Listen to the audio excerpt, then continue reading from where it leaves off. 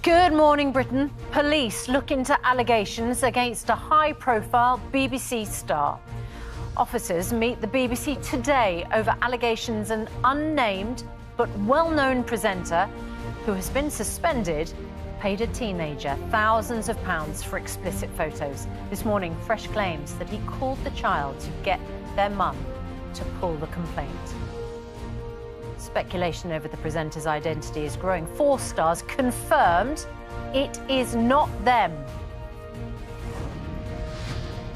Yes, the police expected to meet BBC staff in the next 24 hours amid concerns that the original complaint wasn't taken seriously enough. And this morning as well, new claims in The Sun saying that the BBC presenter tried to have the complaint pulled after the story had broken. A second 8-year-old girl has tragically died after a car crashed into a school in Wimbledon last week. Susanna was described by her family as someone who embodied joy, kindness and generosity. Just Stop Oil denies being behind this orange confetti protest at George Osborne's wedding, but say they do applaud it. This morning we debate, is it ever okay to stage such a demonstration on someone's special day? Or frankly, is everything fair game when it comes to saving the planet?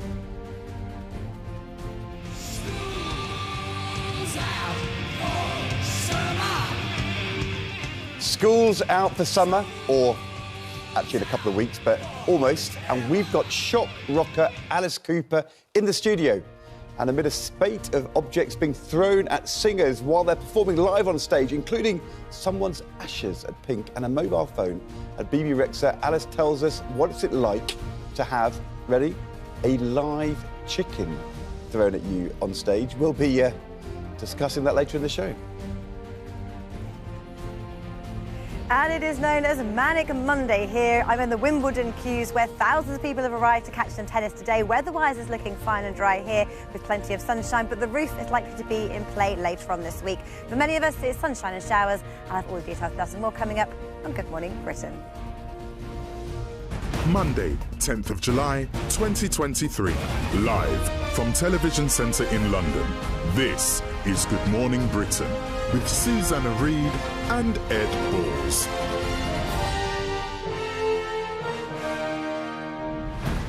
Good morning, Britain. It is 2 minutes past 6. My goodness, it was a busy weekend. Ed Balls, you were at the wedding, weren't you? I was there. The confetti wedding. The confetti wedding. Now, how... At least it wasn't a live chicken.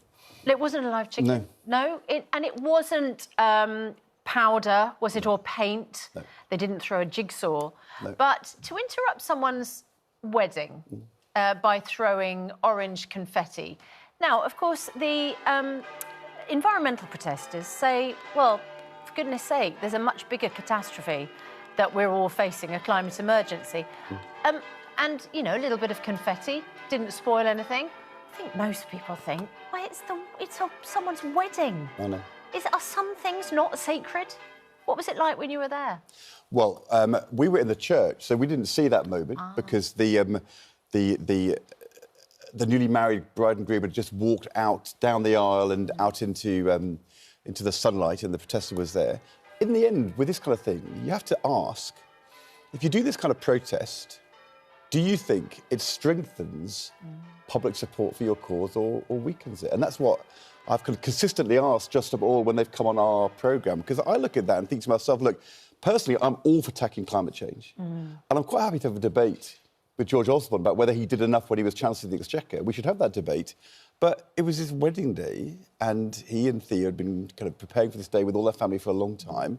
I think most people would just sort of think it's pathetic. Yeah. I mean... Well, and almost upsetting, actually, Yeah. because wedding day is supposed to be a very precious day. Although you can hear the climate protesters in your ears saying, well, what is more precious than the future of our children? But I'm just not sure what they think they're achieving. It's such a stupid thing to say. I mean... Well, it's quite an important thing to say, No, but I'm not sure it justifies ruining someone's moment. You know, it's their wedding, it's sacred, it's a church, For me, I think climate it went change, beyond the pale. tackling climate change is really important, Yeah. right? But if I'm in an ambulance with my child who's been knocked down on the way to hospital, that's also really important. And if somebody gets in the way with a protest on the motorway and stops the ambulance getting to hospital, and they say, what's more important than climate change? I'd say, climate change is really important. My child needs to get to hospital because they have been injured. Get out of my way. Absolutely that is right. also really, really important. And a wedding day is really important. You know, if you said to me 10 years ago I'd be at George Osborne's wedding, that would have been... I don't think I would have expected. No. I would have expected, but, you know... But you're professional contacts, aren't you? Or are you close friends? Where on the spectrum of friendship, where would you put yourself? Pretty high up there, I would have thought, if you're at the wedding. For 5 years, when I was a Shadow Chancellor, he was a Chancellor, we took lumps out of each other. You did? I profoundly disagreed with him on very many things. I still do.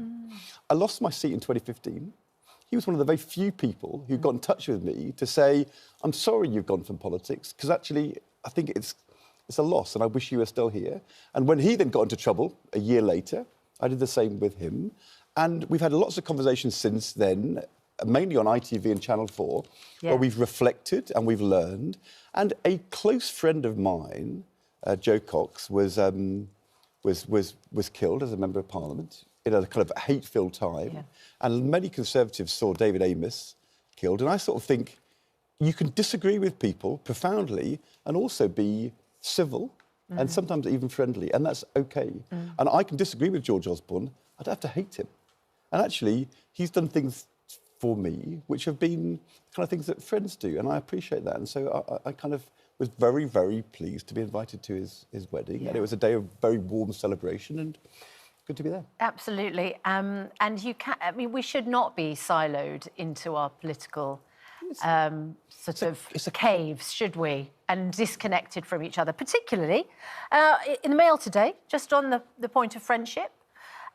Almost 1 in 10 of us say we don't have a real friend in the world we can count on. This lonely 8% said that they had only online chums, keeping in touch with them via email, social media or gaming. So we should overcome our differences in order to make more connections, get out of our particular cupboards and stay friendly. That's right. I think, you know, gaming, online friends, texting can be risky. It can be risky, you're right. Which brings us to our main news this morning. Scotland Yard detectives expected to meet BBC bosses today over allegations a high-profile male presenter paid a teenager £35,000 for sexually explicit pictures, starting when they were 17. He has now been taken off air and suspended.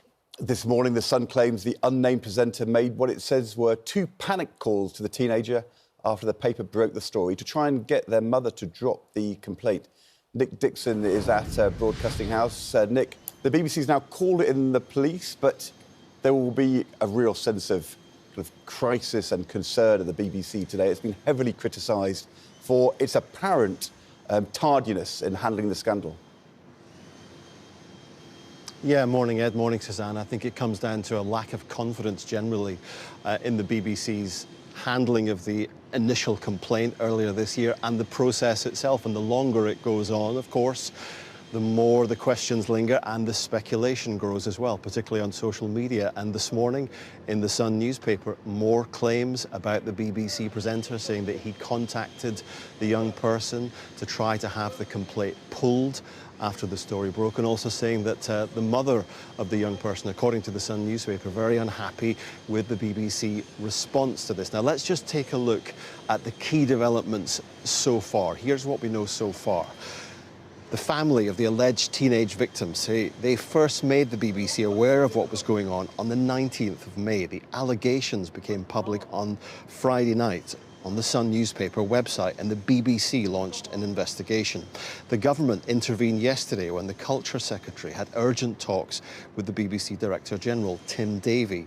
Later, the corporation confirmed the presenter had been suspended and said this is a complex and fast-moving set of circumstances, and the BBC is working as quickly as possible to establish the facts. The police were called in, and today, Metropolitan Police detectives are due to meet with BBC bosses to discuss the matter. And while it could absolutely become a more serious police matter. It's very important to stress that we are talking about allegations at the moment, allegations that may not be true.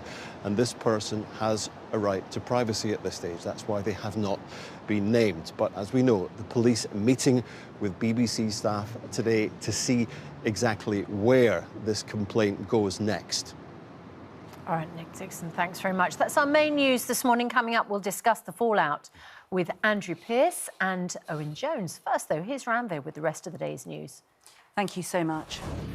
A very good morning to you. Some really sad news. A second child has died after a Land Rover crashed into an end-of-term party at a primary school in Wimbledon.